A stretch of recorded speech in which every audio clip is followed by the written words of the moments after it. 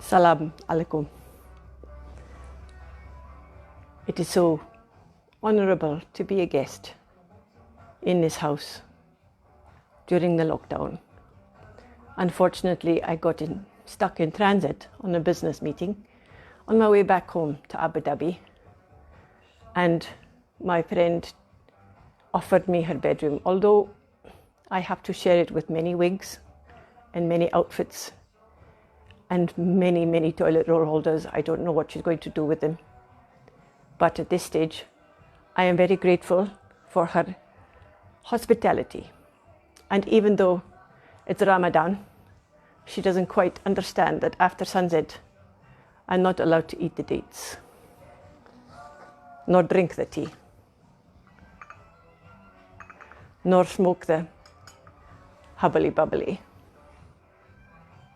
although the other bits seem to be broken.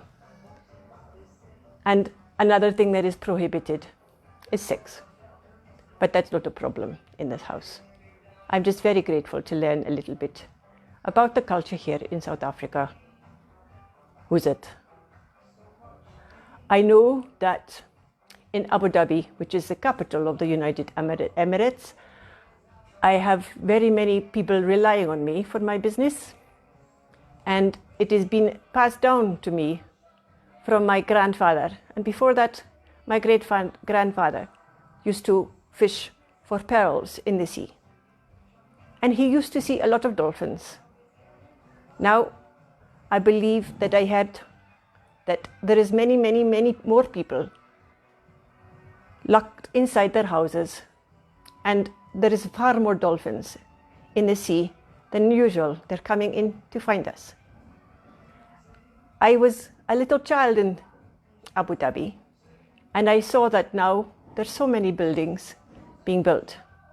The modern world is it's incomprehensible. So I came out to South Africa to do possibly business.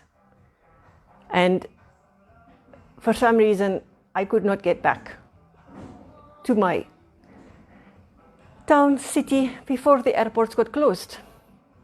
And the biggest problem I see here in South Africa is the lack of water. You know, when we built the freeways in Abu Dhabi, the first thing that we put on is the water. And we have a big desalination plant. And because of the population is growing so much, we are really under pressure to put up more desalination plants. And now, with the oil price going down during to this worldwide phenomenon of lockdown, it has become very interesting to watch the panic of my brothers, because now they're not sitting in their cafes anymore, and they're not being able to drive their cars round and around and around and around the traffic circles on a night. Yes, I know, understand, it's Ramadan. And it's quite difficult being in a different country during Ramadan when I don't hear the calls to prayer. Instead, my host puts on the radio, and I don't have the heart to tell her that I'm not supposed to be listening to music. But she's been a very gracious host. I see very many people every morning coming through. And we're all invited to talk to this machine. And it has been quite fascinating to see how she's been handling this lockdown. I don't think there's a word in Arabic to explain it, but I'm grateful to her. And I'm grateful for you listening. And I just want to say on behalf of Cat Chalid here in South Africa, baie dankie vir die hospitaliteit. Salam alaikum.